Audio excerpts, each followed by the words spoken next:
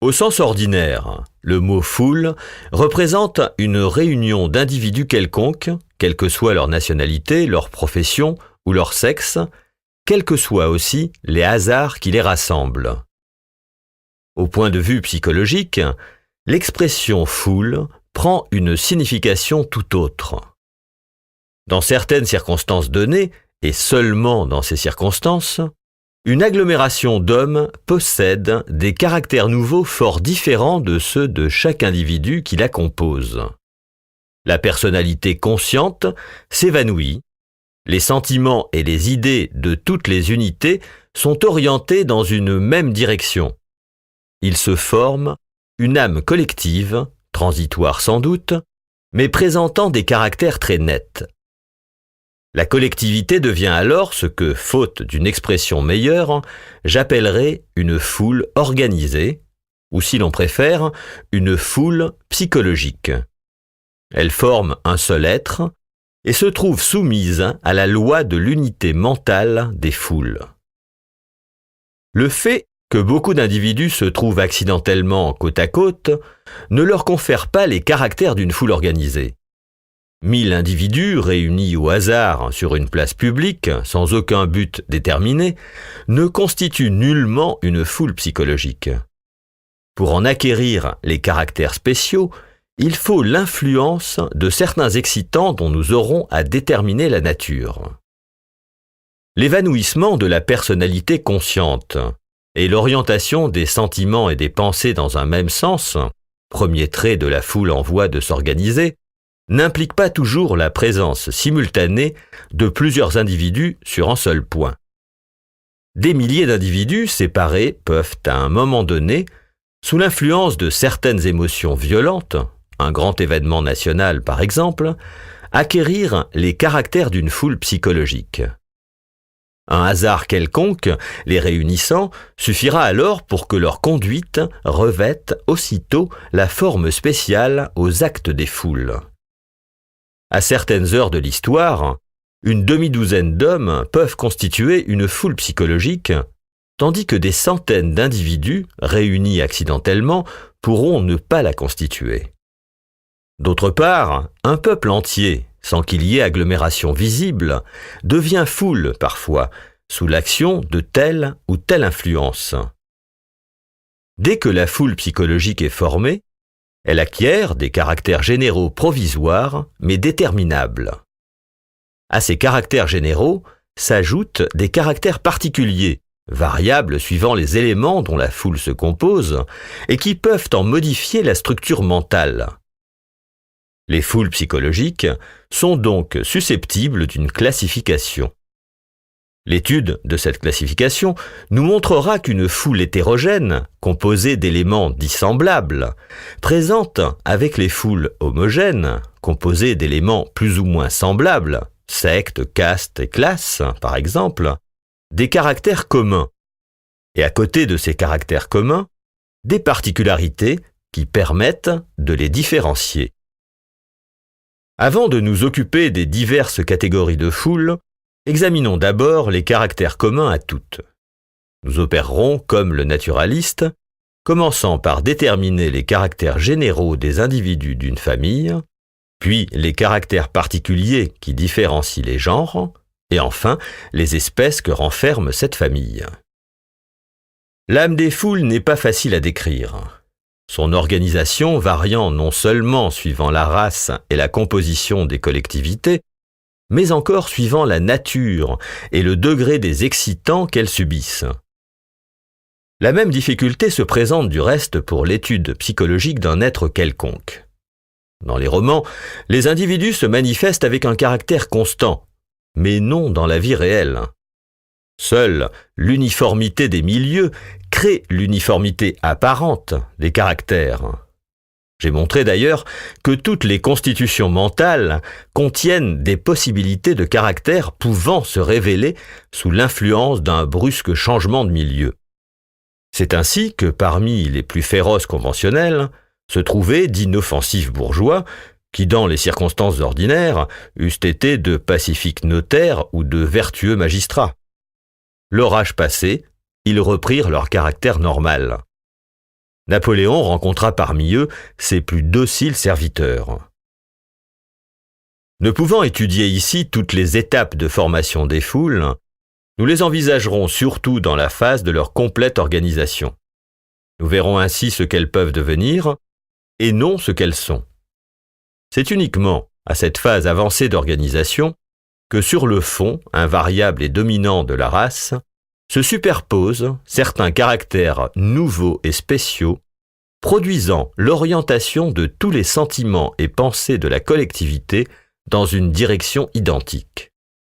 Alors seulement se manifeste ce que j'ai nommé plus haut la loi psychologique de l'unité mentale des foules. Plusieurs caractères psychologiques des foules leur sont communs avec des individus isolés. D'autres, au contraire, ne se rencontrent que chez les collectivités. Nous allons étudier d'abord ces caractères spéciaux pour bien en montrer l'importance. Le fait le plus frappant présenté par une foule psychologique est le suivant. Quels que soient les individus qui la composent, quelque semblables ou dissemblables que puisse être leur genre de vie, leur occupation, leur caractère ou leur intelligence, le seul fait qu'ils sont transformés en foule les dote d'une sorte d'âme collective. Cette âme les fait sentir, penser et agir d'une façon tout à fait différente de celle dont sentirait, penserait et agirait chacun d'eux isolément. Certaines idées, certains sentiments ne surgissent ou ne se transforment en actes que chez les individus en foule. La foule psychologique est un être provisoire, composé d'éléments hétérogènes, pour un instant soudés, absolument comme les cellules d'un corps vivant forment par leur réunion un être nouveau, manifestant des caractères fort différents de ceux que chacune de ces cellules possède. Contrairement à une opinion qu'on s'étonne de rencontrer sous la plume d'un philosophe aussi pénétrant qu'Herbert Spencer, dans l'agrégat constituant une foule, il n'y a nullement somme et moyenne des éléments, mais combinaison et création de nouveaux caractères. De même en chimie. Certains éléments mis en présence, les bases et les acides par exemple, se combinent pour former un corps nouveau, doué de propriétés différentes de celles des corps ayant servi à le constituer. On constate aisément combien l'individu en foule diffère de l'individu isolé. Mais d'une pareille différence, les causes sont moins faciles à découvrir. Pour arriver à les entrevoir, il faut se rappeler d'abord cette observation de la psychologie moderne, que ce n'est pas seulement dans la vie organique, mais encore dans le fonctionnement de l'intelligence que les phénomènes inconscients jouent un rôle prépondérant. La vie consciente de l'esprit ne représente qu'une très faible part auprès de sa vie inconsciente. L'analyste le plus subtil, l'observateur le plus pénétrant, n'arrive à découvrir qu'un bien petit nombre des mobiles inconscients qui le mènent. Nos actes conscients dérivent d'un substrat inconscient, formé surtout d'influences héréditaires. Ce substrat renferme les innombrables résidus ancestraux qui constituent l'âme de la race. Derrière les causes avouées de nos actes se trouvent des causes secrètes, ignorées de nous. La plupart de nos actions journalières sont l'effet de mobiles cachés qui nous échappent. C'est surtout par les éléments inconscients composant l'âme d'une race que se ressemblent tous les individus de cette race. C'est par les éléments conscients, fruits de l'éducation mais surtout d'une hérédité exceptionnelle, qu'ils diffèrent. Les hommes les plus dissemblables par leur intelligence ont des instincts, des passions, des sentiments parfois identiques. Dans tout ce qui est matière de sentiments, religion, politique, morale, affection, antipathie, etc., les hommes les plus éminents ne dépassent que bien rarement le niveau des individus ordinaires. Entre un célèbre mathématicien et son bottier, un abîme peut exister sous le rapport intellectuel, mais au point de vue du caractère et des croyances, la différence est souvent nulle ou très faible. Or, ces qualités générales du caractère, régies par l'inconscient et possédées à peu près au même degré par la plupart des individus normaux d'une race, sont précisément celles qui, chez les foules, se trouvent mises en commun. Dans l'âme collective, les aptitudes intellectuelles des hommes, et par conséquent leur individualité, s'effacent. L'hétérogène se noie dans l'homogène et les qualités inconscientes dominent. Cette mise en commun de qualités ordinaires nous explique pourquoi les foules ne sauraient accomplir d'actes exigeant une intelligence élevée. Les décisions d'intérêt général prises par une assemblée d'hommes distingués mais de spécialités différentes ne sont pas sensiblement supérieures aux décisions que prendrait une réunion d'imbéciles. Ils peuvent seulement associer en effet ces qualités médiocres que tout le monde possède. Les foules accumulent non l'intelligence, mais la médiocrité. Ce n'est pas tout le monde, comme on le répète si souvent, qui a plus d'esprit que Voltaire.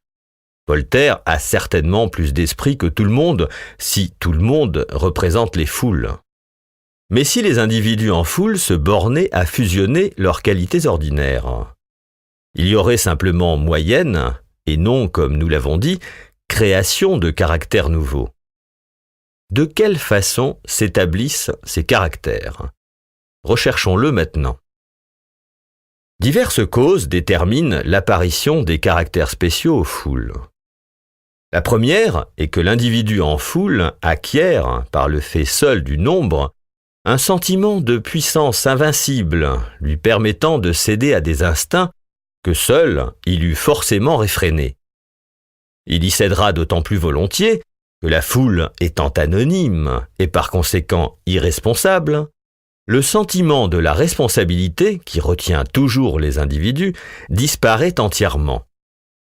Une seconde cause, la contagion mentale, intervient également pour déterminer chez les foules la manifestation de caractères spéciaux et en même temps leur orientation. La contagion est un phénomène aisé à constater, mais non expliqué encore, et qu'il faut rattacher au phénomène d'ordre hypnotique que nous étudierons dans un instant.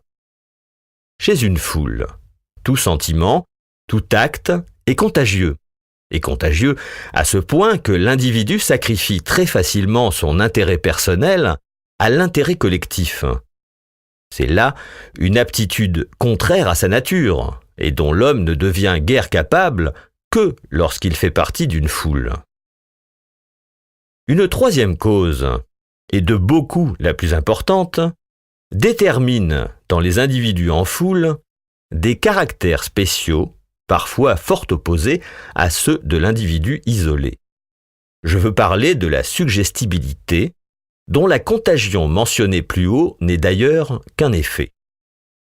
Pour comprendre ce phénomène, il faut avoir présente à l'esprit certaines découvertes récentes de la physiologie.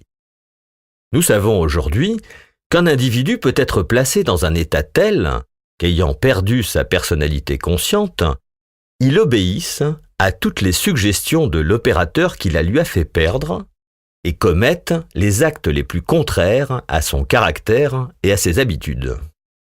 Or, des observations attentives paraissent prouver que l'individu plongé depuis quelque temps au sein d'une foule agissante tombe bientôt, par suite des effluves qui s'en dégagent, ou pour toute autre cause encore ignorée, dans un état particulier, se rapprochant beaucoup de l'état de fascination de l'hypnotisé entre les mains de son hypnotiseur. La vie du cerveau étant paralysée chez le sujet hypnotisé, celui-ci devient l'esclave de toutes ces activités inconscientes que l'hypnotiseur dirige à son gré. La personnalité consciente est évanouie. La volonté et le discernement abolis. Sentiments et pensées sont alors orientés dans le sens déterminé par l'hypnotiseur.